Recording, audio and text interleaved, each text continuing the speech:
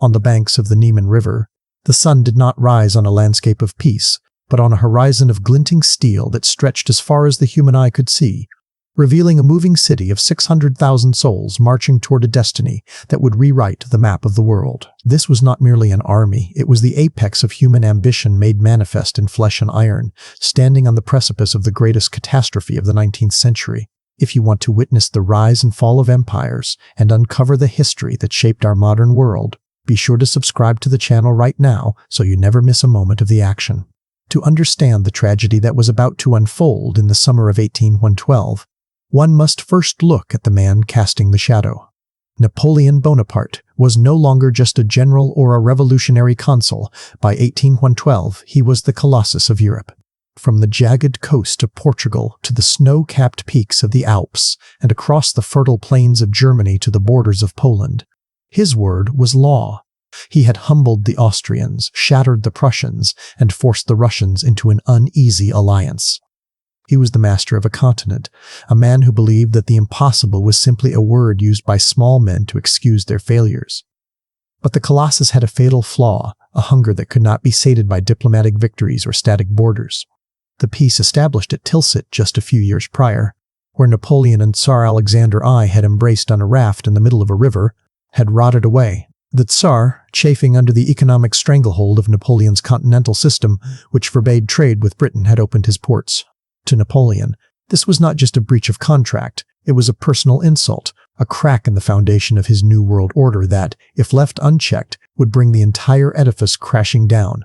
The decision to invade was not made in a fit of rage, but with the cold, calculated logic of a man who had forgotten the taste of defeat. The preparation was methodical and terrifying in its scale. This was to be the Grande Armée of 1812, the largest military force ever assembled in European history up to that point. It was a multinational leviathan. While the corps was French, filled with the veterans of Austerlitz and Jena, the ranks were swelled with soldiers from 20 nations. There were Italians, Poles, Germans from Bavaria and Saxony, Swiss, Dutch, and Croats. They spoke a dozen languages, but they marched to a single drumbeat. To the strategic minds of the era, the outcome seemed preordained. The sheer weight of numbers was mathematically overwhelming. The logic of the day suggested that war had become a science, and Napoleon was its greatest physicist. There was a pervasive sense of arrogance that hung over the summer of 1812, a global delusion that conquest was simply a logistical exercise. Across the Atlantic, the United States was declaring war on Great Britain, with Thomas Jefferson famously remarking that the conquest of Canada would be a mere matter of marching. This sentiment, this belief that one could simply walk into an enemy's territory and demand submission, echoed loudly in the French headquarters. Napoleon did not expect a long war. He did not intend to spend the winter in the Russian expanse. His plan was classic Napoleonic doctrine: a rapid advance, a decisive maneuver to catch the Russian army, one great battle to shatter their will, and then a peace treaty signed in Moscow or St. Petersburg within weeks. He brought supplies for a short, sharp campaign, confident that his genius would force the issue before the autumn leaves began to turn. On June 24, 1812, the order was given.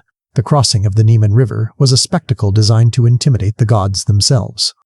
Pontoon bridges were thrown across the water with practiced efficiency, and the endless columns began to flow like a river of blue and gold into Russian territory. The soldiers, cheered by the presence of their emperor, felt invincible. They were the masters of Europe, stepping into the wild, backward East to bring civilization and order. But nature, it seemed, was already conspiring against them. Even as they crossed, a violent thunderstorm broke over the army, a tempest of hail and lightning that terrified the horses and turned the roads to mud. Superstitious veterans muttered that it was a bad omen, a warning from the sky that they were crossing a boundary they should not pass. As the Grande Armée pushed forward, expecting to find the Russian army arrayed for battle, they found only silence. The vastness of the landscape began to reveal itself immediately. This was not the dense town-filled geography of Germany or Italy, where supplies could be requisitioned from the local population. This was Lithuania and Belarus, a land of deep forests, sandy tracts, and scattered, impoverished villages. The dust kicked up by hundreds of thousands of feet and hooves choked the air, creating a suffocating cloud that hung over the columns. The heat was oppressive, soaring to tropical levels, causing men to drop from heat stroke before a single shot was fired. Water was scarce, and what little could be found in the brackish wells dysentery through the ranks. The Russian strategy, led by Generals Barclay de Tolly and Bagration, was one of the most difficult maneuvers in warfare, the strategic retreat. They knew they could not stand toe-to-toe with the Colossus in the open field. Not yet. So they fell back. They burned their storehouses, destroyed bridges, and left nothing behind but scorched earth and empty space. For Napoleon, this was infuriating. He was a pugilist swinging at smoke. He maneuvered his corps brilliantly, attempting to pin the Russians against a river or a town, trying to force that decisive engagement. But every time the steel jaws of his trap snapped shut, the enemy was gone. The French were punching into a void, and the void was swallowing them whole. The mere matter of marching quickly turned into a logistical nightmare. The supply wagons, heavy and slow, fell behind the rapid pace of the infantry. The horses, unable to graze on the trampled grass and denied proper fodder, began to die in the thousands. Their rotting carcasses lined the road, grim mile markers for the troops following in the rear. The discipline of the multinational force began to fray at the edges. Stragglers roamed the countryside, looking for food, looting what little remained, and falling prey to Cossack patrols that buzzed around the flanks of the army like angry hornets. These Russian light cavalrymen were ghosts, appearing out of the tree line to strike and vanishing before the French could bring their heavy guns to bear. Despite the hardships, the sheer momentum of the invasion carried them to Vilnius and then to Vitebsk. Napoleon remained confident, though perhaps a seed of doubt had begun to germinate in the back of his mind. He was capturing territory, yes, but he was not capturing the enemy army. He was gaining space but losing time. The deeper he went, the longer his supply lines stretched, becoming thin and brittle like a rubber band pulled to its breaking point. His generals advised caution. They suggested halting, consolidating their gains, and wintering in the captured territories to renew the campaign in the spring. It was the sensible military choice, but Napoleon was not a man of half measures. To stop now would be to show weakness. To halt would be to admit that the Colossus had been slowed. He looked at the map measuring the distance to Moscow, the spiritual heart of Russia. He believed that if he could just strike the heart, the body would die. The march continued into August, the heat giving way to the first hints of a cooling breeze, a subtle reminder that the Russian calendar was a weapon in itself. The city of Smolensk appeared on the horizon, a holy city with ancient walls. Here, finally, the Russians turned to fight. The battle was fierce, a brutal grinding of infantry and artillery that turned the city into a furnace. The French battered their way in, displaying the courage and tactical brilliance that had made them famous. They took the city, but the victory was ash in their mouths. The Russians had not been destroyed. They had bloodied the French nose and then slipped away again into the endless east, burning the city behind them. Napoleon entered Smolensk not as a conqueror of a thriving metropolis, but as the master of a smoking ruin. By now, the Grande Armée was a different beast than the one that had crossed the Niemen in June. It was leaner, harder, and desperate. Weaker men had died or deserted. The uniforms were stained with dust and blood. The parade ground polish was gone, replaced by the 1,000-yard stare of men who realized they were walking off the edge of the known world. The mere matter of marching had become a death march for tens of thousands. And yet, the decisive battle, the glorious victory that would justify all this suffering, remained just out of reach, like a mirage shimmering on the road to Moscow. Napoleon faced a critical choice at Smolensk. He could stop, effectively ending the campaign for the year, or he could gamble everything on one final push. He looked at his dwindling supplies, his exhausted men, and the vast emptiness ahead. Then he looked at the retreat of the Russians. He convinced himself that they were on the breaking point, that one more shove would topple the Tsar. He ordered the march to continue. The Colossus stepped forward again, leaving the safety of his supply lines far behind, marching toward a field with a name that would echo through history, a place where the mere matter of marching would finally end and the slaughter would begin. The road led to Borodino. The dust of Smolensk had barely settled when the mood of the war shifted perceptibly. For weeks, the Russian army had been a phantom, slipping through the fingers of the French vanguard, trading space for time. But the political pressure in St. Petersburg had reached a boiling point. The Tsar could no longer countenance the surrender of mile after mile of sacred Russian soil without a fight. The constant retreat was gnawing at the soul of the army and the pride of the nation. A change was demanded, and it came in the form of Mikhail Kutuzov. He was an old man, 67 years of age, heavy-set, missing an eye from a previous war, and famously lethargic. To the dashing French marshals in their gold-braided uniforms, he looked like a relic of a bygone era. But Kutuzov was the old fox, a man who understood the Russian soldier and the Russian earth better than anyone alive. He knew he had to give battle, not because he believed he could crush Napoleon in the field, but because Russia demanded blood for the invasion. He chose his ground carefully, 70 miles west of Moscow, near a nondescript village that would soon become a byword for slaughter, Borodino. On the 6th of September, the two great hosts finally stared each other down. The French arrived tired, hungry, and diminished, but the sight of the Russian army digging in for a fight electrified them. This was what they had marched for. This was the moment the mere matter of marching would end, and the glory would begin. The atmosphere in the two camps that night could not have been more different. In the French lines, there was a nervous energy, the sharpening of sabers, the writing of last letters, and the confident boasting of veterans who had seen it all before. In the Russian camp, the mood was somber and spiritual. A procession of priests in black robes moved through the ranks, carrying the holy icon of the Black Virgin of Smolensk, saved from the burning city. Soldiers fell to their knees as it passed, weeping and crossing themselves, pledging to die rather than let the Antichrist, as they called Napoleon, step foot in Moscow. It was no longer a war of politics, it was a crusade. The sun rose on September 7, 1812, piercing the morning mist with a brilliant, blood-red light. Napoleon, suffering from a severe cold and looking far older than his 43 years, gestured toward the horizon and famously exclaimed, "It is the sun of Austerlitz." He was invoking the memory of his greatest victory, trying to summon the old magic. But the field before him was not Austerlitz. It was a rugged, broken terrain of ravines, woods, and streams, heavily fortified with earthworks. The Russians had constructed a series of V-shaped trenches called flèches to anchor their left flank, commanded by the fiery Prince Bagration, and a massive earthen fortification known as the Great Redoubt in the center, bristling with heavy cannons. Kutuzov had packed his army into a dense, deep formation. He was not planning to maneuver, he was planning to stand and bleed the French dry. At 6 in the morning, the silence was shattered by the roar of over 100 French guns. The earth shook, and the birds fell silent as the Battle of Borodino began. It was not a battle of subtle tactics or brilliant flanking maneuvers. The terrain and the density of the troops turned it into a bludgeoning match, a test of who could endure the most punishment. Napoleon hurled his corps straight into the teeth of the Russian defenses. The fighting around the Bagration flèches was unlike anything veterans of the Napoleonic Wars had ever seen.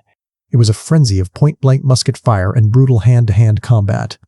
Waves of French infantry, blue coats contrasting with the green of the Russians, surged forward, capturing the earthworks only to be thrown back by ferocious Russian counterattacks. The air quickly became a solid wall of sulphurous smoke, so thick that men fought half-blind, guided only by the flashes of muskets and the screams of the dying. The flèches changed hands 7 times in the span of a few hours. The carnage was absolute. Bodies piled up so high that they became defensive ramparts in themselves. The sheer density of the Russian formation meant that every French cannonball that plowed into their lines didn't just kill one man, but 3 or 4. Yet the Russians did not break. They stood their ground with a grim, fatalistic obstinacy that shocked the French. They died where they stood, refusing to step back even an inch. Prince Bagration, the soul of the Russian resistance on the left, was struck by a shell fragment, a mortal wound that sent a shudder of panic through his troops, but the line held just long enough to prevent a total collapse. In the center, the Great Redoubt became the focal point of the horror. It was a volcano of fire and iron, spewing death at anyone who approached. The French infantry, led by the brave Marshal Ney and Prince Eugene, threw themselves at the slopes again and again, the ditches filled with the dead and wounded, a gruesome moat of human suffering.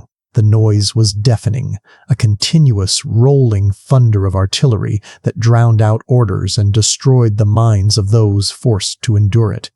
It was the loudest man-made sound in history up to that point, a cacophony that could be heard miles away.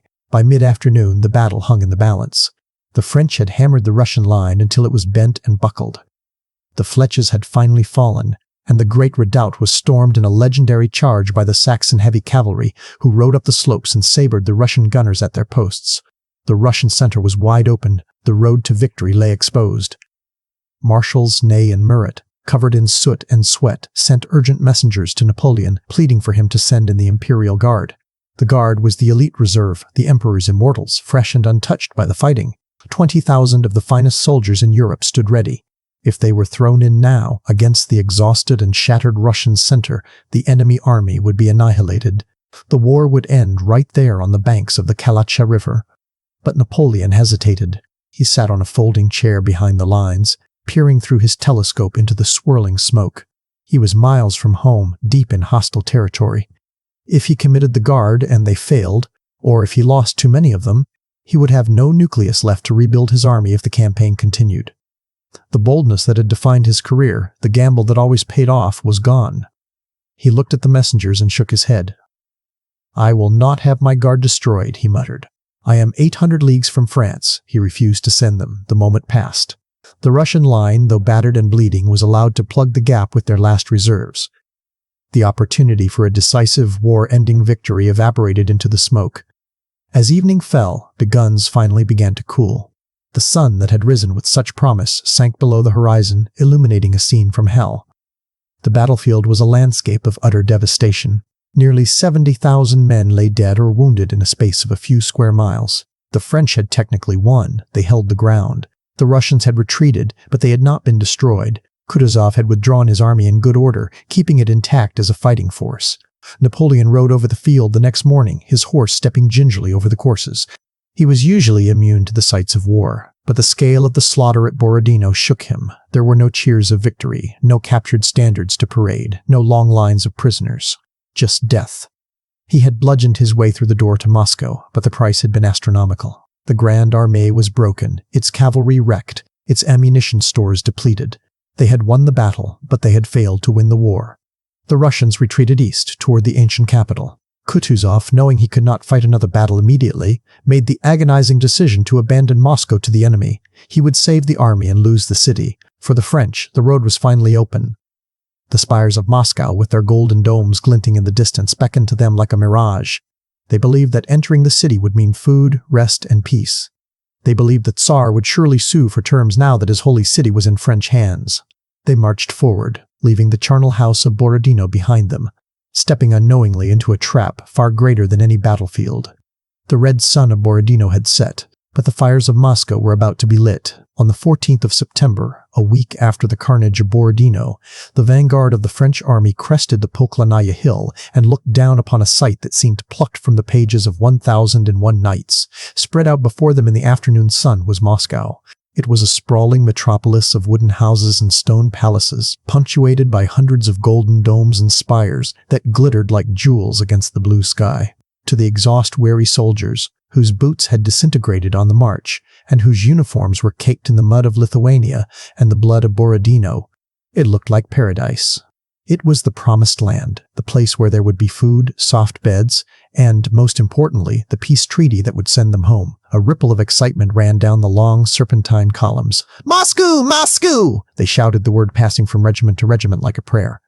Even Napoleon, whose face had remained a mask of stoic grimness since the slaughter at Borodino, felt a surge of triumph. He had done it. He had marched to the edge of the world and taken the ancient capital of the Tsars. Napoleon halted his horse and waited. By all the laws of civilized warfare, a delegation should have been riding out to meet him, city elders, boyars in heavy robes, perhaps the erratic governor of Moscow, Count Rostopchin bearing the keys to the city on a velvet cushion. He expected the rituals of surrender, the submission that signaled the end of the game. He waited for 10 minutes. Then 20. An hour passed. The sun began to dip lower, casting long shadows over the golden city, but the gates remained shut and the road remained empty. Unease began to ripple through the staff officers. This was not how it was supposed to happen. Berlin had surrendered. Vienna had surrendered. Why was there no movement from Moscow? Finally, scouts returned with news that was as baffling as it was unsettling. The city was empty. It wasn't just that the army had left, the people had gone too. Of the 250,000 souls who called Moscow home, barely a few thousand remained, mostly the destitute, the insane, and those too sick to move. The aristocracy, the merchants, the shopkeepers, they had all fled, taking everything they could carry and destroying much of what they couldn't. Moscow was a ghost town, a hollow shell waiting for its new tenants. When the cavalry under the flamboyant king of Naples, Joachim Murat, finally rode through the gates, the sound of their horses' hooves echoed off the silent facades of the buildings. It was a surreal experience. They rode past grand mansions with doors left wide open, past shops with goods still on the shelves, past churches where candles flickered in the drafty stillness. There was no resistance, only an oppressive silence that felt heavier than the roar of battle. The French soldiers, initially cautious, soon realized the city was theirs for the taking. The discipline that had held the army together through the long march began to disintegrate. Soldiers broke ranks to explore the empty palaces, marveling at the furs, the silverware, and the cellars stocked with wine. For a brief moment, it seemed like a carnival. They feasted on delicacies they couldn't pronounce and drank until they passed out in the gutters. Napoleon took up residence in the Kremlin, the ancient fortress at the heart of the city. He walked the halls of the Tsars, sleeping in the bedroom of Alexander II. He felt he had won the chess match. He had captured the enemy's queen. Surely, the checkmate, the peace treaty, was only a matter of days away. He sat down to write a letter to the Tsar, a letter that was magnanimous in tone, the letter of a victor offering terms to a brother monarch who had been bested. He assumed Alexander, safe in St. Petersburg, would be trembling at the loss of his spiritual capital. But that very night, the first warnings of the catastrophe appeared. Small fires broke out in the Kitai-Gorod, the merchant quarter near the Kremlin. At first, the French commanders dismissed them as accidents caused by careless soldiers looting with open torches. But the fires were persistent. When one was extinguished, two more sprang up in different locations. Reports began to filter in of ragged men and women criminals released from the prisons by Governor Rostopchin before he fled, seen running through the alleys with torches and fuses. The city had not just been abandoned, it had been booby-trapped. The fire engines, the pumps, and the hoses had all been removed or destroyed on Rostopchin's orders. There was no way to fight the flames.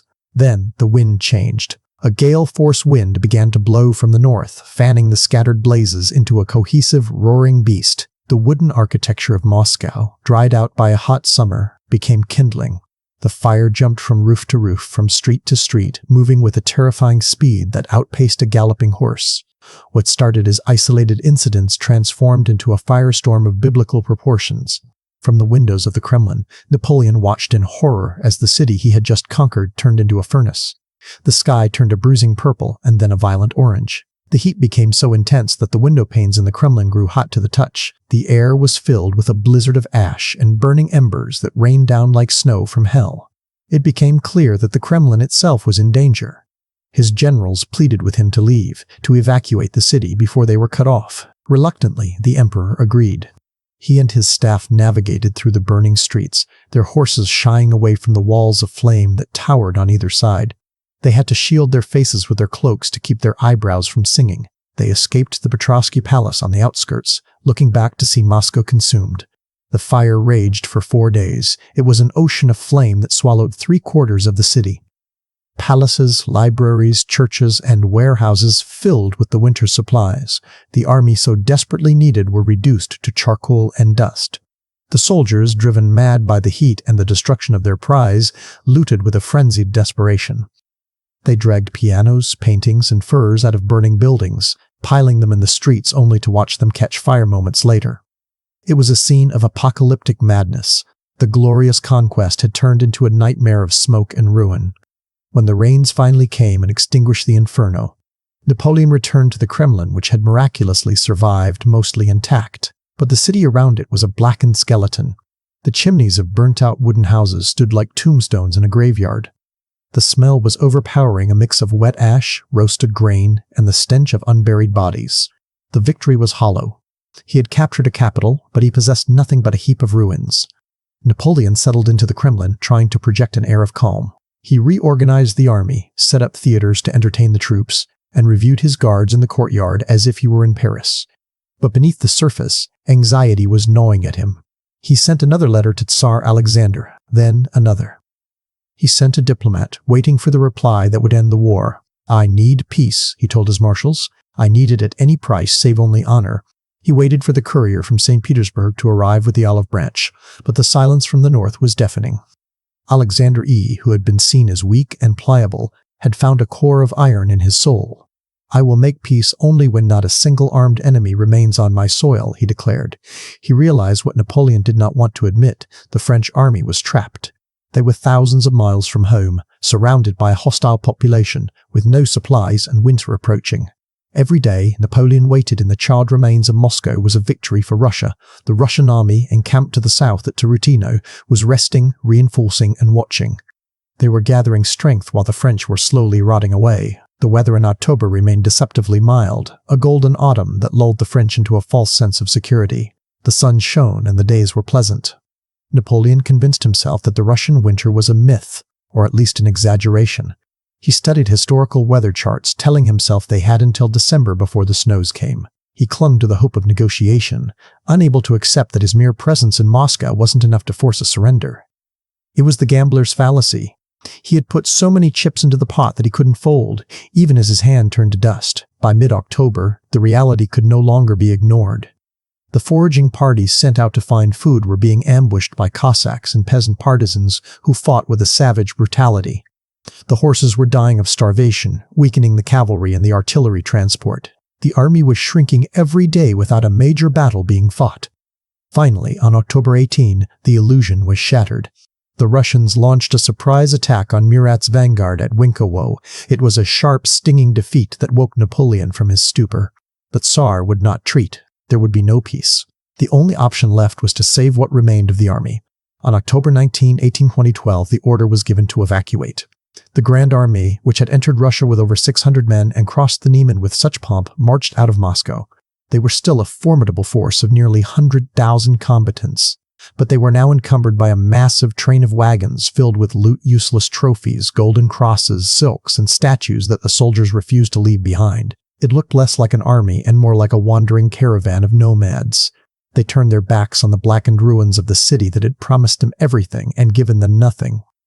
Napoleon initially planned to take a southern route home, through the unspoiled province of Kaluga, where he could find food and forage, but at the town of Malyaroslavets he found the way blocked by Kutuzov's army.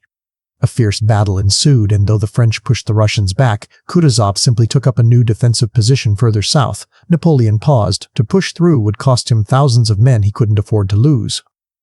In a fateful council of war in a peasant's hut, he made the decision that would seal the fate of his army.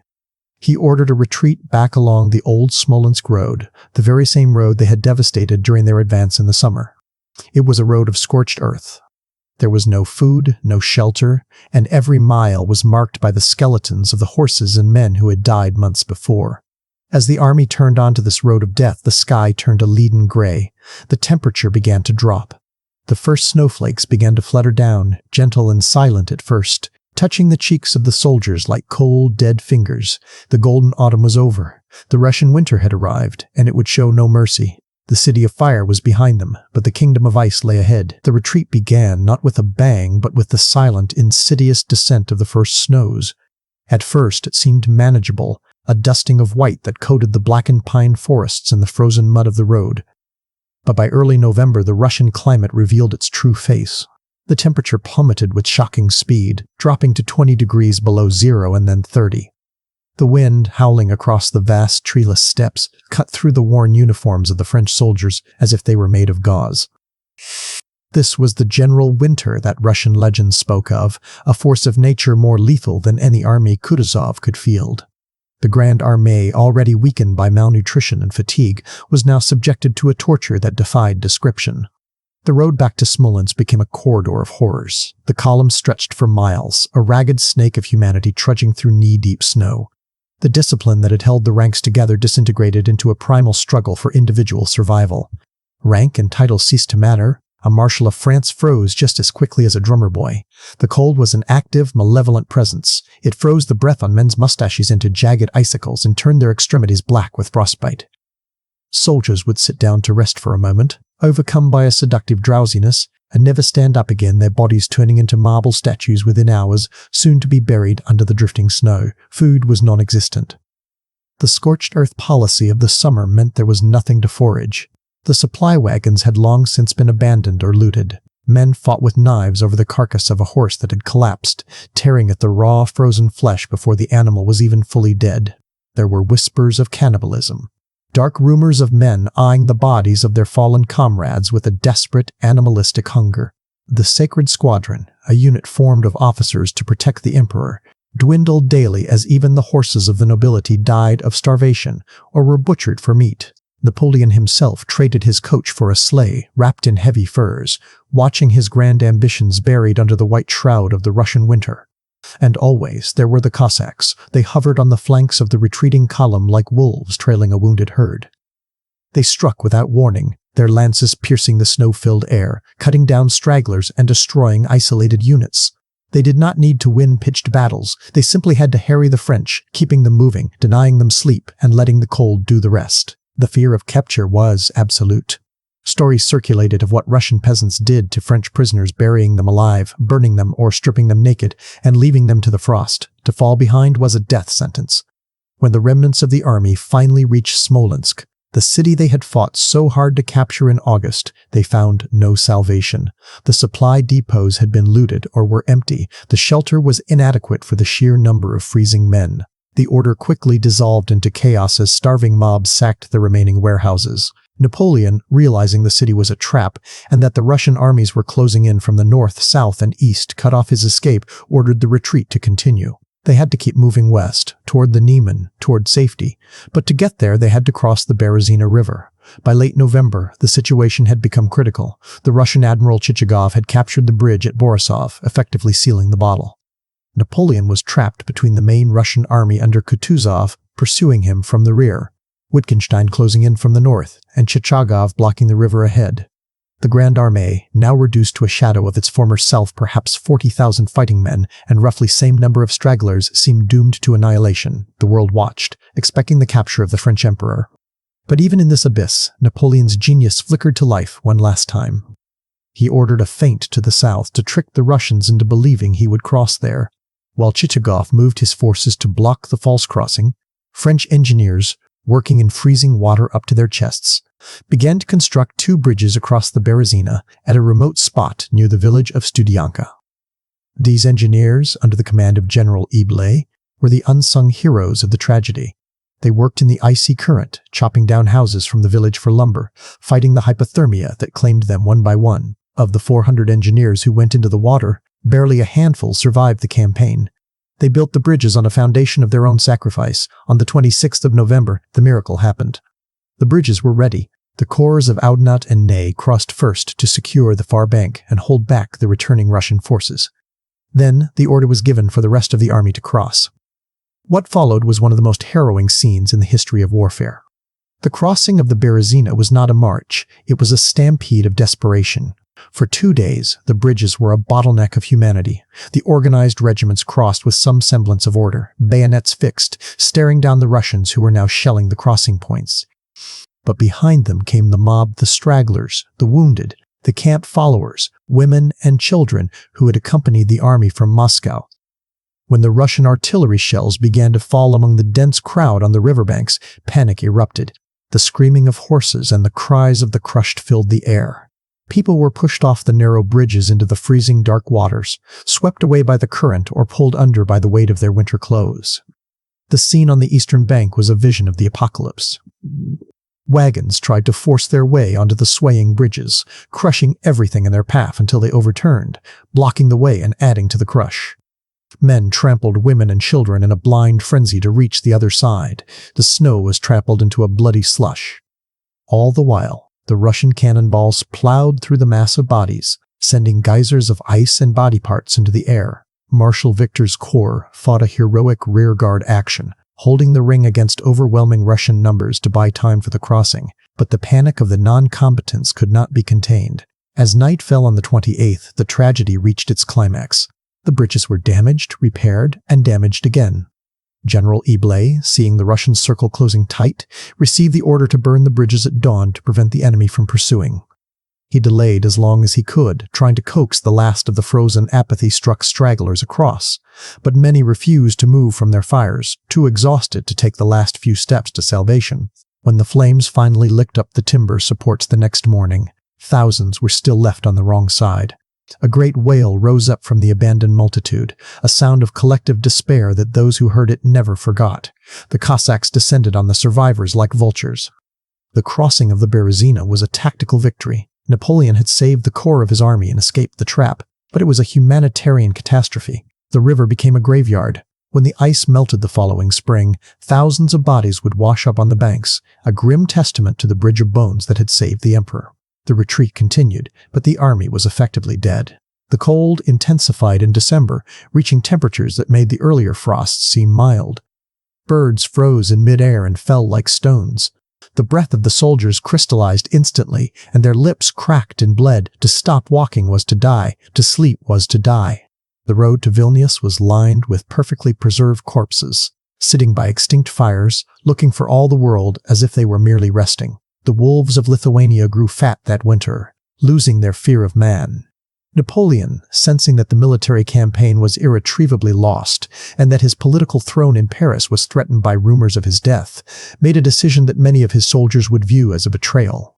On the 5th of December, at a tavern in Smorgoni, he handed command of the ruined army to Murat and departed for Paris in a sleigh, racing ahead of the news of the disaster. He justified it as a necessity of state. He needed to raise a new army to defend the empire, but to the men left trudging through the snow, it felt like abandonment.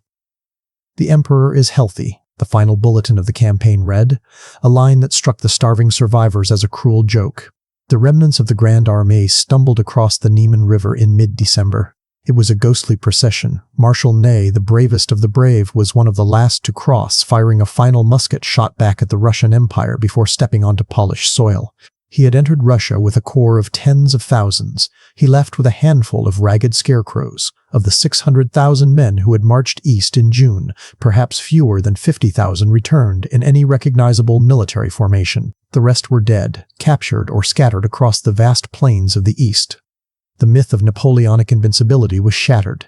The Colossus had been brought to its knees not by a superior genius, but by the hubris of a man who believed he could conquer nature itself.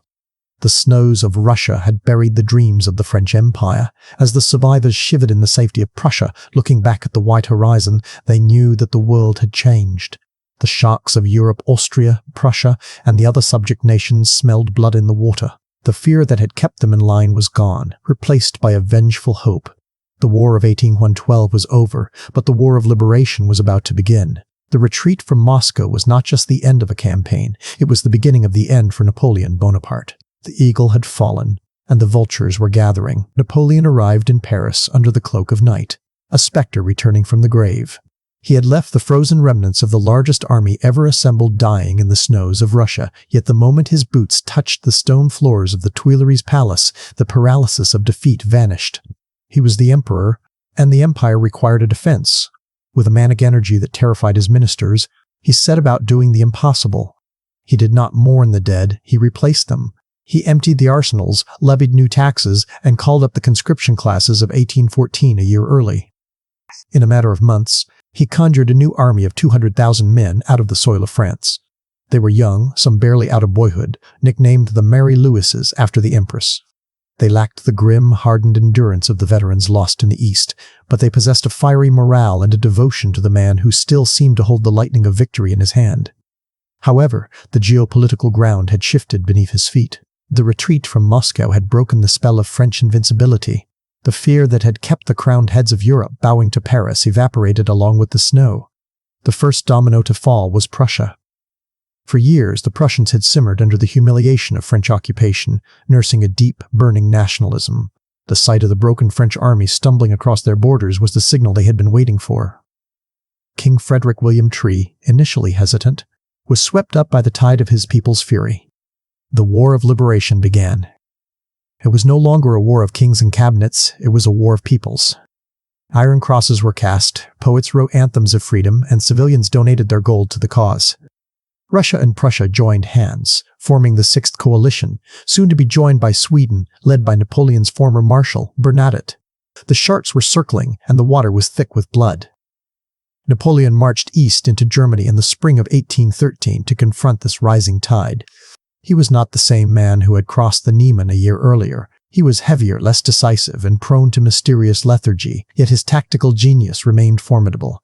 At the battles of Lutzen and Botzen in May, he struck the Russo-Prussian forces with the old ferocity. He outmaneuvered them, broke their lines, and drove them from the field. But these were not the crushing victories of Austerlitz or Jena. They were hollow triumphs. The problem was the horses. The Russian winter had killed nearly all the French cavalry mounts. And while men could be conscripted, trained war horses could not be grown overnight. Without cavalry, Napoleon was blind. He could not scout the enemy effectively, and crucially, he could not pursue them after a victory. When the Allies retreated, they did so in good order, leaving no guns or prisoners behind. Napoleon was punching the air, winning battles but failing to destroy the enemy army. Exhausted and needing to rebuild his cavalry, Napoleon made a fatal error. In June, he agreed to the armistice of Pluswitz, a temporary ceasefire. He believed it would give him time to strengthen his forces, but it gave the Allies something far more valuable, Austria. The Austrian Empire, led by the cunning Chancellor Metternich, had been sitting on the fence, waiting to see which way the wind blew. Metternich, a master of diplomatic realism, saw that Napoleon's ambition was a fire that would consume all of Europe if not extinguished. In a famous, stormy interview in Dresden, Metternich offered terms that would have left Napoleon as emperor of a slightly reduced France. Napoleon, insulted, threw his hat across the room and raged, asking how much English gold Metternich had been paid. He refused to cede an inch of territory, believing that his throne relied on perpetual glory. "Your sovereigns, born on the throne, can let themselves be beaten 20 times and return to their capitals," he told Metternich. "I cannot, because I am a parvenu soldier." The die was cast. Austria joined the coalition. The ring of steel was now complete. When the armistice ended in August, Napoleon faced a nightmare scenario. He was outnumbered, surrounded, and fighting on hostile ground. The Allies, having learned from a decade of defeats, adopted a new strategy, the Trachenberg Plan. They agreed to avoid engaging Napoleon directly. Wherever the emperor was present, they would retreat. Instead, they would attack his marshals, the independent commanders who lacked his genius. It was a strategy of attrition, chipping away at the foundation of the French army while avoiding the hammer blow of its leader. It worked perfectly. While Napoleon won a brilliant tactical victory at Dresden, his subordinates were being mauled across Germany. Oudnot was beaten near Berlin, MacDonald was crushed in Silesia, and Ney was checked at Dennowitz. The net tightened. By October, the armies of Russia, Austria, Prussia, and Sweden began to converge on a single point, Leipzig. Napoleon, realizing he was being corralled, decided to stand and fight. He concentrated his forces in and around the city, hoping to catch the Allies separated and destroy them one by one. But he was too late. The Battle of Nations was about to begin. It was a clash on a scale never before seen in human history. Over 500,000 men, 2,000 cannons, and the fate of a continent were packed into a few square miles of Saxon countryside. The battle opened on the 16th of October under a gray, leaden sky. It was a chaotic, swirling maelstrom of violence. Napoleon, outnumbered nearly 2-1, fought with the desperation of a cornered lion. He threw the bulk of his forces against the Austrians in the south, hoping to break their center. The French infantry, fighting with the courage of the doomed, pushed the Allies back. The roar of the artillery was so intense it was said to create a continuous, solid wall of sound that physically shook the ground for miles. For a brief moment in the afternoon, victory seemed possible. The French cavalry broke through, sabering their way to within yards of the Allied sovereigns, Tsar Alexander and King Frederick William. But the weight of numbers was simply too great. The Allied reserves plugged the gaps, and the sun set on a stalemate. The 17th was a day of ominous silence. Both armies licked their wounds, but while Napoleon sat waiting for ammunition that would never come, the Allies were receiving massive reinforcements. Bennigsen's Russian army and Bernadotte's Swedes arrived, swelling the Allied ranks to over 300,000 men. Napoleon was now hopelessly outnumbered, yet he refused to retreat, seemingly paralyzed by the magnitude of the disaster looming over him. On the 18th, the storm broke again. The Allies launched a massive, coordinated assault from all sides. The French were compressed into a tighter and tighter circle around the city. It was a slaughter. In the midst of the fighting, a betrayal occurred that symbolized the collapse of the Napoleonic system. The Saxon troops, German allies who had been fighting alongside the French, suddenly turned their guns on their former comrades and defected to the coalition in the middle of the battle. The French line buckled but did not break. The Imperial Guard, the Old Guard, stood like granite rocks in the surf, holding back the tide to allow the army to survive. But the position was untenable. That night, Napoleon finally gave the order to retreat. The only escape route was a single stone bridge over the Ulster River. All night and into the morning of the 19th, the shattered remnants of the French army poured across it. The retreat was a scene of confusion and misery, compounded by the narrow streets of Leipzig. Napoleon crossed early, but a rear guard of 30,000 men, including the heroic Polish Prince Poniatowski, remained behind to hold off the advancing Allies. Then disaster struck. A nervous French corporal, tasked with blowing up the bridge once the rear guard had crossed, panicked at the sight of Russian skirmishers. He lit the fuse too early. A massive explosion shattered the bridge, the only lifeline for the 30,000 men still trapped in the city. A cry of horror went up from the French lines. The rear guard was cut off. Many, including Marshal MacDonald, swam the river to safety, but Prince Poniatowski, wounded and exhausted, spurred his horse into the current and drowned. The remaining troops were killed or captured. The Battle of Leipzig was the death knell of the French Empire. It was a catastrophe that dwarfed even the retreat from Russia in its immediate political consequences. Napoleon had lost control of Germany, his allies had deserted him, his army was shattered. He retreated back to the Rhine, fighting off pursuit, but the momentum of history had turned against him. The invasion of France was no longer a distant threat, it was an inevitability. The nations had risen, the Colossus had been toppled, and the road to Paris lay open. The winter of 1814 descended upon France not as a season of rest, but as a shroud. For 20 years, the French people had watched their armies march east, carrying the tricolor to the banks of the Nile, the Danube, and the Moskva. War was something that happened elsewhere, in distant lands with strange names, brought home only in the form of bulletins and victory parades. But now the war had come home. The Rhine, the natural boundary that Napoleon had sworn to defend, had been breached. The armies of the Sixth Coalition, Russians, Prussians, Austrians, Swedes, and Bavarians, poured across the frontier like a breaking dam. They numbered nearly 500,000 men, a tidal wave of steel and vengeance aimed squarely at the heart of Paris. Against this Leviathan, Napoleon stood with a force that was pitiful in size but heartbreaking in its courage. He had barely 70,000 men at his disposal. The Grande Armée of legend was gone, buried in the Russian snows or lost in the German mud. In its place stood the Marie Louises, teenagers in ill-fitting uniforms who had learned to load a musket only days before marching to the front. They were children fighting giants, yet leading them was a man who had rediscovered the terrifying clarity of his youth. The emperor, stripped of his heavy baggage trains and his imperial hubris, was no longer the sluggish administrator of 1812. He was once again General Bonaparte of Italy. He put on his boots, mounted his horse, and prepared to wage a campaign that military historians would later study with awe. It was to be a masterpiece of maneuver, a deadly dance where he used the rivers and valleys of Champagne to strike, retreat, and strike again. The campaign began in late January with a series of sharp setbacks. But as the Allies pushed deeper into France, they made the mistake of underestimating their prey. The Prussian Field Marshal Blücher, aggressive and hateful of the French, marched his army of Silesia rapidly towards Paris, separating himself from the main Austrian army of Bohemia under Schwarzenberg. Napoleon saw the gap. It was the opportunity he had been waiting for.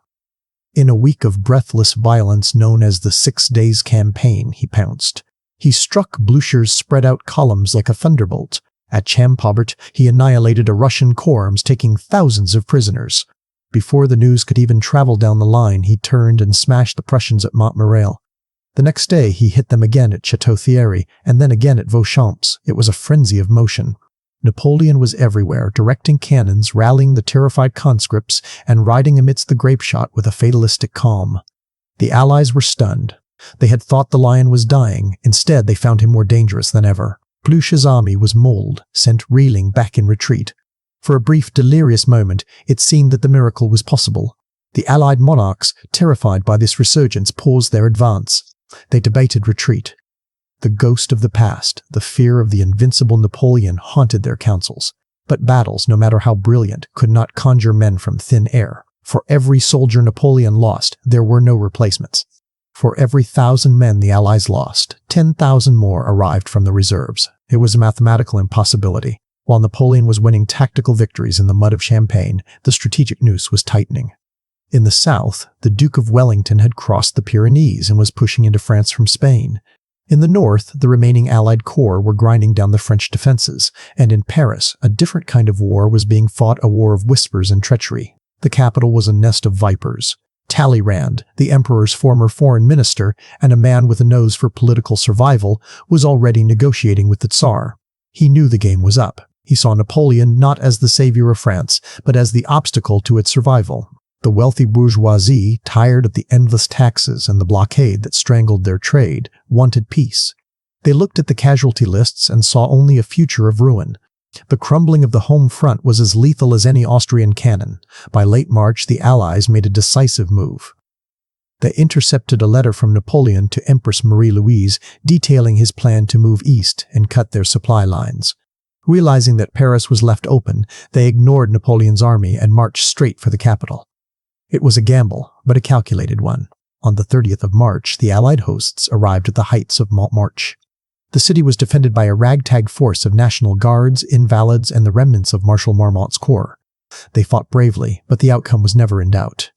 As Russian artillery began to rain shells down on the Parisian suburbs, Marmont, believing further resistance would lead to the destruction of the city, surrendered.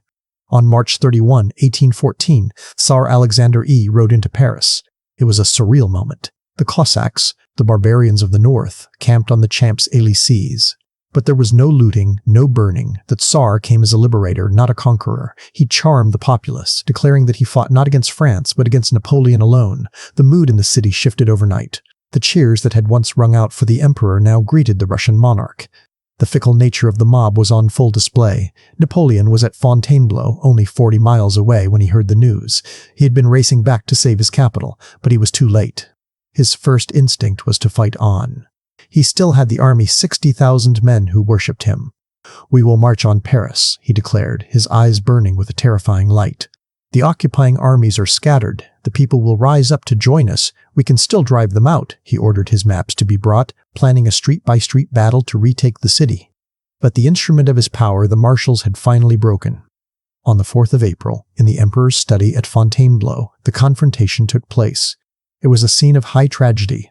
Napoleon sat at his desk, outlining his plan to attack Paris. Standing before him were his oldest comrades, Ney, the hero of the retreat, Lefebvre, the old revolutionary, MacDonald, and Moncey. They were tired. They were rich men who wanted to enjoy their titles and their estates. They had had enough of blood. Ney stepped forward, his voice heavy with emotion but firm. "Sire, the army will not march on Paris." Napoleon looked at him, his eyes flashing. "The army will obey me. The army will obey its chiefs," Ney replied, delivering the fatal blow. The silence that followed was the sound of an era ending. Napoleon looked at the men he had raised from nothing to the heights of European nobility. He saw not treason but exhaustion. He realized that without the generals, the army was a headless beast. The spell was broken. He slumped in his chair, suddenly looking like a man who had aged 10 years in a moment. "I have wanted nothing but the glory of France," he whispered. He took up his pen and wrote the act of abdication. He renounced the thrones of France and Italy for himself and his heirs. In return, the Allies granted him the sovereignty of the tiny island of Elba off the coast of Tuscany and allowed him to keep the title of emperor. It was a gilded cage, a way to bury the Titan without making him a martyr, but the drama had one final dark act. On the night of April 12, alone in his chambers, Napoleon attempted to take his own life. He carried a vial of poison, a mixture of opium and other toxins in a pouch around his neck, a safeguard he had kept since the Russian retreat. He swallowed the contents, expecting the end. But the poison had lost its potency over the years. Instead of killing him, it sent him into violent spasms of nausea and agony. His valet and doctor rushed in, finding the ruler of the world writhing on the floor. He survived, drained and ghostly pale, murmuring that "death refuses me." He took it as a sign that his destiny was not yet complete. On the 20th of April, the final farewell took place in the courtyard of the Château de Fontainebleau, known thereafter as the Courtyard of Adieu. The old guard, the elite veterans who had followed him from the sands of Egypt to the snows of Moscow, were drawn up in ranks. They were weeping openly, grizzled men with scars on their faces sobbing like children. Napoleon walked down the stairs wearing his gray greatcoat and the simple hat of the little corporal. He raised his hand for silence. "Soldiers of my old guard," he began, his voice ringing out in the stone courtyard. "I bid you farewell. For 20 years I have constantly found you on the road to honor and glory. With men such as you, our cause was not lost, but the war would have been interminable. It would have been a civil war, and that would have entailed deeper misfortunes for France. I have sacrificed all of my interests to those of the country. Do not lament my fate. If I have consented to survive, it is to serve your glory. I intend to write the history of the great achievements we have performed together." He then did something that broke the hearts of everyone present. He motioned for the standard-bearer to come forward. He took the French flag, the eagle atop the pole, and buried his face in the folds of the silk, kissing the eagle. A great cry of "Vive l'Empereur" rose up, a sound of anguish and love that echoed off the walls. He climbed into his carriage, and as the wheels began to turn, taking him into exile, the soldiers collapsed, some throwing their weapons on the ground in despair. The king was gone. Louis XVI, the Bourbon monarch, returned to Paris in the baggage train of the Allies, fat and gouty, bringing with him the old nobility who had learned nothing and forgotten nothing. The tricolor was taken down, and the white flag of the Bourbons was raised. Peace settled over Europe, a silence after the storm. But on the island of Elba, the man who had been the storm paced the ramparts, looking north toward the coast of France. The cage was too small for the eagle. The story was not over. The world thought it had seen the last of Napoleon Bonaparte. but they had merely set the stage for the most audacious encore in history. The island of Elba was too small a stage for a man who had held the globe in his hands. For 10 months, Napoleon played the role of operatic monarch, designing uniforms for his tiny army of guards, paving roads, and organizing the mining of iron ore. He watched the sea, and he listened to the wind blowing from France. The news was good for the exile, but bad for the peace of Europe. The restored Bourbon king, Louis Expediaut, was dismantling the achievements of the revolution. The old nobility had returned with their arrogance intact, treating the veterans of the Grande Armée like brigands and the peasantry like serfs. Discontent was brewing in the coffee houses of Paris and the barracks of the frontier. The eagle, though caged, had not been forgotten. On the 26th of February, 1815, under the cover of a moonless night, Napoleon slipped away from his captors with 1,000 men and a few cannons, boarding the brig Inconstant. He was gambling his life on a single throw of the dice. He landed at Gulf Juan on the southern coast of France, not as a conqueror, but as a returning father. The proclamation he issued was a masterpiece of emotional manipulation. The eagle will fly from steeple to steeple until it reaches the towers of Notre Dame. He began the march north, avoiding the royalist strongholds of Provence, moving through the Alps. The government in Paris dismissed it as the madness of a fugitive. They sent the 5th Line Infantry Regiment to intercept him just south of Grenoble. The two forces met on a narrow road near Laffrey. The royalist officers ordered their men to fire. The soldiers hesitated, their muskets shaking in their hands. Napoleon ordered his own troops to lower their weapons. He walked out alone into the open space between the lines, wearing his iconic gray coat. He opened it, exposing his chest to the muzzles of the guns. "Soldiers of the 5th," he shouted, his voice carrying over the wind, "I am your emperor. If there is a man among you who would kill his emperor, here I am." A terrible silence hung in the air for a heartbeat, and then it shattered. "Vive l'empereur!" The cry erupted from 1,000 throats. The soldiers broke ranks, rushing forward not to kill him but to touch him, weeping and embracing his knees. The army sent to destroy him became his vanguard. The march became a triumph.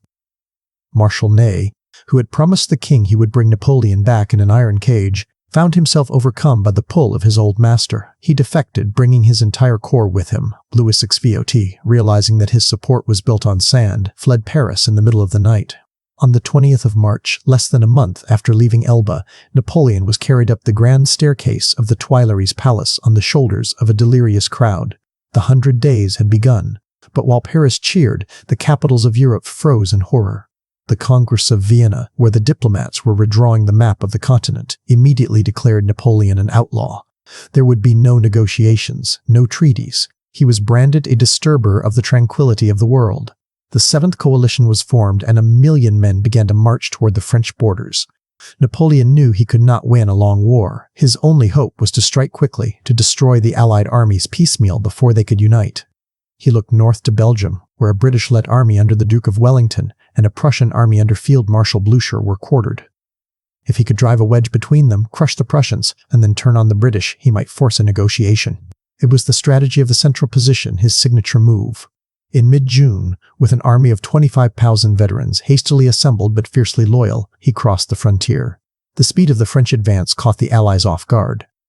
On June 16, Napoleon mauled the Prussians at the Battle of Ligny, driving them back. Simultaneously, Marshal Ney engaged Wellington at Quatre Bras. It was a tactical victory for the French, but a strategic failure. The Prussians had been beaten but not destroyed, and thanks to a misunderstanding of orders, a French Grande Armée had marched back and forth between the two battles without firing a shot. The knockout blow had been missed. Wellington, hearing of the Prussian retreat, pulled his own army back to a ridge he had previously reconnoitered south of Brussels, near the village of Waterloo. He sent a message to Blücher, "I will stand at Mont-Saint-Jean if you can send me one corps." Blücher, battered and bruised, promised more than that. "I will come with my whole army," the old Prussian vowed. Napoleon, believing the Prussians were retreating away from the British, sent Marshal Grouchy with 33,000 men to pursue them, a fatal detachment that would haunt him forever. He then turned his main force toward Wellington. The night of the 17th of June was a misery of biblical proportions. A torrential storm lashed the Belgian countryside, turning the fields into a quagmire of sucking mud. The French soldiers, without tents, slept in the water, hungry and exhausted. Napoleon, suffering from illness, paced his headquarters, waiting for the ground to dry. He needed hard ground for his artillery, the beautiful daughters, that were the core of his tactics. He delayed the attack until late morning, a delay that would cost him the empire. On the morning of Sunday, June 18, 1815, the two armies faced each other across a shallow valley. On the ridge of Mont Saint-Jean stood Wellington's motley force of British, Dutch, Belgian, and German troops. They were hiding behind the reverse slope, lying down in the tall rye to shelter from the French guns. Opposite them, on the ridge of La Belle Alliance, the French army was arrayed in full splendor, bands playing, flags waving, a terrifying spectacle of martial power. Napoleon was confident. "This affair is nothing more than eating breakfast," he told his nervous marshals. He did not know that the Prussians were not retreating away from him, but were slogging through the mud to smash into his flank. The battle began at 11:30 a.m. with a diversionary attack on the fortified farmhouse of Hougoumont on Wellington's right. It was meant to draw British reserves, but it turned into a battle within a battle. The French poured thousands of men into the wood and the orchard, but the British guards holding the walls refused to yield. The farm burned, the courtyard filled with bodies, but the gate held. What was meant to be a feint became a sponge that sucked up French infantry all day. In the center, Napoleon unleashed his grand battery of 80 guns. The roar was deafening, but the soft ground swallowed the cannonballs, preventing them from ricocheting, and Wellington's infantry remained sheltered behind the ridge. Then came the first great hammer blow. D'Erlon's corps, 16,000 infantrymen, marched forward in massive columns. They crested the ridge and looked set to break the Allied line, but they were met by a devastating volley from Picton's division and a savage charge by the British heavy cavalry. The Union Brigade and the Household Cavalry smashed into the disordered French infantry, sabering them down in droves. However, the British horsemen, drunk with victory, charged too far right up to the French guns, where they were counterattacked by French lancers and annihilated. The valley was littered with the flower of both armies' cavalry. By mid-afternoon, the situation was confused. Napoleon, seeing movement in the British lines that he mistook for a retreat, ordered Ney to take La Haye Sainte, a farmhouse in the center. Ney, impetuous as ever, launched a massive cavalry charge without infantry support. It was a magnificent, tragic error. 5,000 French cuirassiers, their breastplates gleaming, thundered up the slope. The British infantry formed squares, human fortresses of bayonets bristling in all directions. The French cavalry flowed around the squares like a rising tide around rocks, unable to break them. They charged again and again, 12 times in all, until the horses were blown and the men were weeping with frustration. They could not break the squares without infantry or artillery support, and Ney had brought neither. As the cavalry was being wasted, a dark shadow appeared on the eastern horizon. The Prussians. Napoleon had looked for Grouchy to save him, but instead he saw the vanguard of Blucher's army emerging from the woods. He was now fighting two battles, one against Wellington in the front, and a desperate defensive action against the Prussians on his right flank at the village of Plancenoit. The young guard was sent to hold the village, engaging in brutal house-to-house fighting that left the streets piled knee-high with dead. By 7,000 p.m., the sun was beginning to dip. The Prussians were pushing hard, threatening to encircle the French army. Napoleon had one last card to play: the Imperial Guard. The Immortals. These were the giants of the army, men who had never been defeated. If they could break Wellington's line now, the British might rout before the Prussian weight became decisive. The drums rolled, and the tall bearskin caps of the middle guard began to ascend the slope of Mont Saint-Jean. The French army stopped firing to watch them. "Vive l'Empereur!" they roared, believing victory was certain. The guard marched through the smoke and the carnage, brushing aside the debris of the battle. They reached the crest of the ridge. Suddenly, from the tall corn, the British foot guards rose up like ghosts. "Now, Maitland, now's your time!" Wellington shouted. A devastating volley tore into the French ranks. The guard wavered.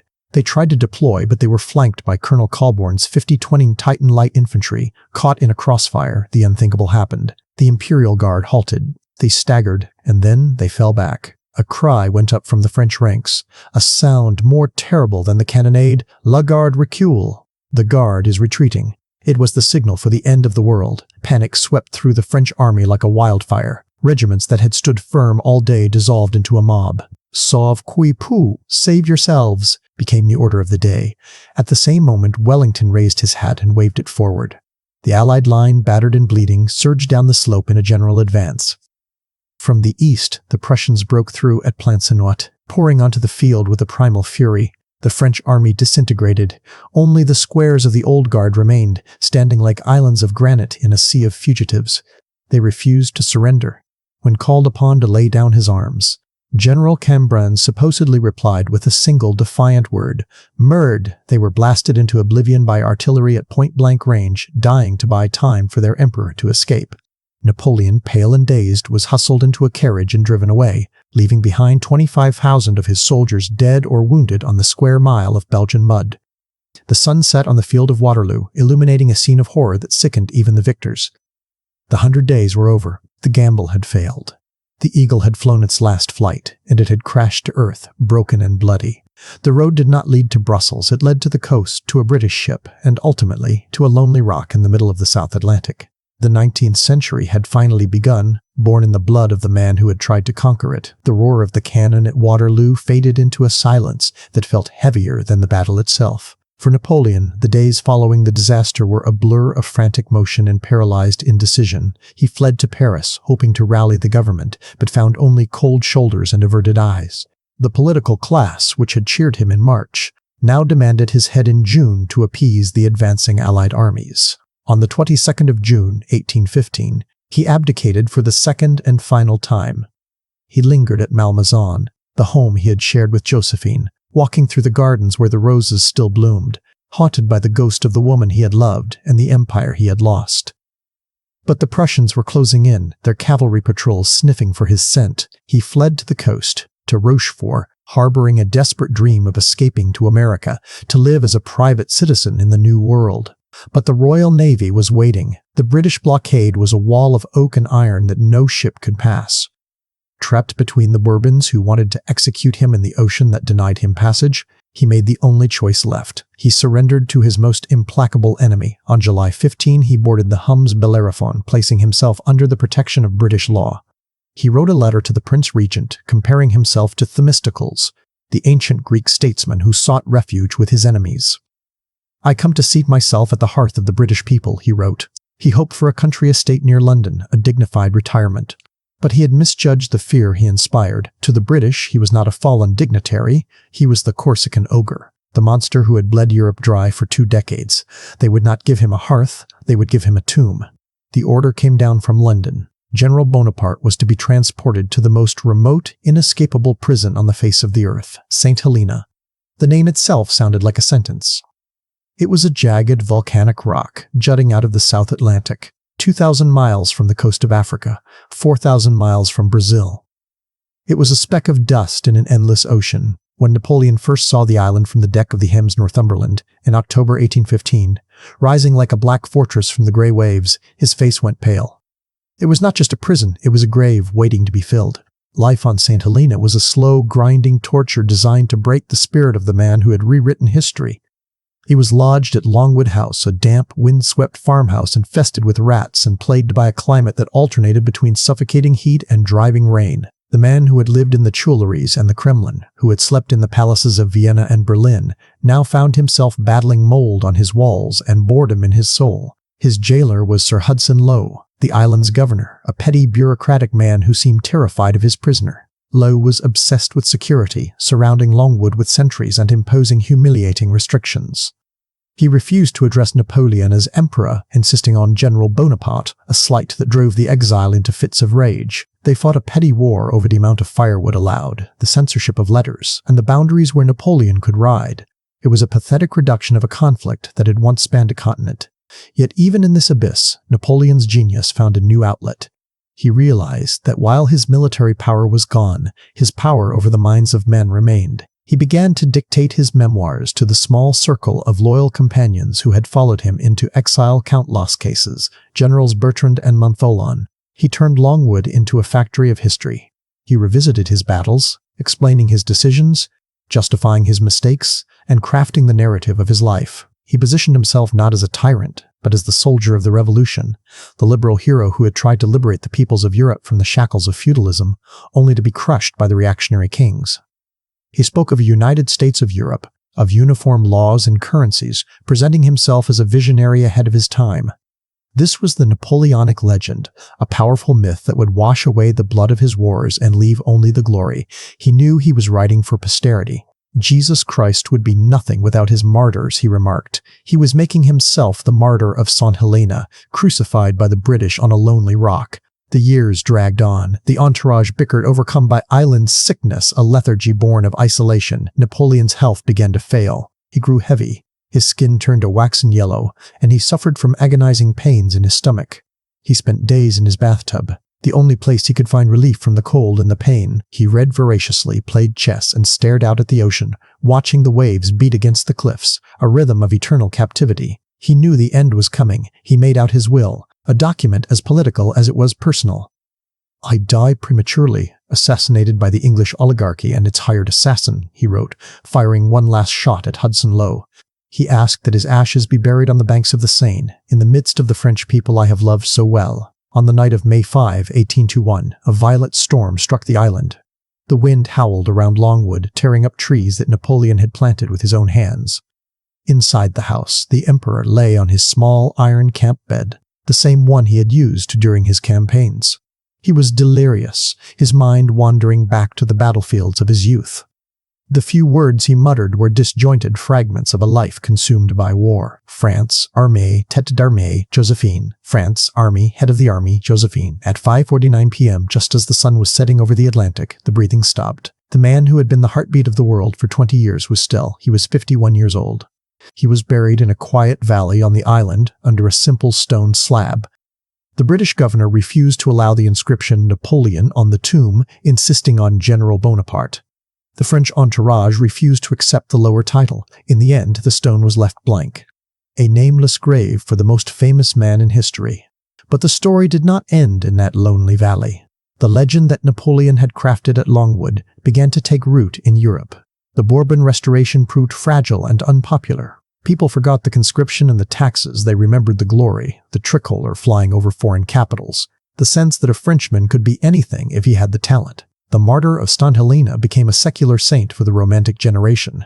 Poets like Victor Hugo and musicians like Berlioz beatified him. The myth grew until it became a political force that the monarchy could no longer ignore. In 1840, 19 years after his death, the British government granted permission for his remains to be returned to France. The Retour des Cendres, Return of the Ashes, was a moment of supreme national catharsis. When the coffin was exhumed on St. Helena, those present were shocked to find the body almost perfectly preserved, as if he were merely sleeping, a final eerie detail to add to the legend. His body was carried back to France on a warship, and on a freezing December day, the funeral procession moved through the streets of Paris. Hundreds of thousands of people, many of them old soldiers in faded uniforms weeping openly, lined the route. He was laid to rest under the golden dome of Les Invalides, in a sarcophagus of red porphyry. The emperor had finally come home. The shadow he cast over the world was long and indelible. It stretched far beyond the military strategy that is still taught in academies today. His true legacy was written in ink, not blood. The Napoleonic Code, the legal system he commissioned, swept away the confusing patchwork of feudal laws and established the principle of equality before the law, property rights, and religious toleration. It remains the foundation of legal systems in France, Frantic, and swaths of Latin America and Europe. He had centralized the French state, created the lycées, high schools, the Legion of Honor, and the Bank of France. He had shaken the sleeping giants of Italy and Germany, planting the seeds of nationalism that would eventually unite those nations. He was a paradox, a child of the revolution who crowned himself emperor, a liberator who became a conqueror, a man of the Enlightenment who established a police state. He had unleashed a torrent of energy that destroyed the old order of Europe, proving that kings were not divine and that borders were not permanent. He showed that a single human will, driven by ambition and genius, could bend history. As the 19th century marched on, moving into the industrial age, it did so on the foundations Napoleon had laid. The map of Europe, the laws of nations, and the very concept of the modern state were shaped by his hands. The man died on a rock, but the colossus remained. In the end, he was right when he said, "Glory is fleeting, but obscurity is forever."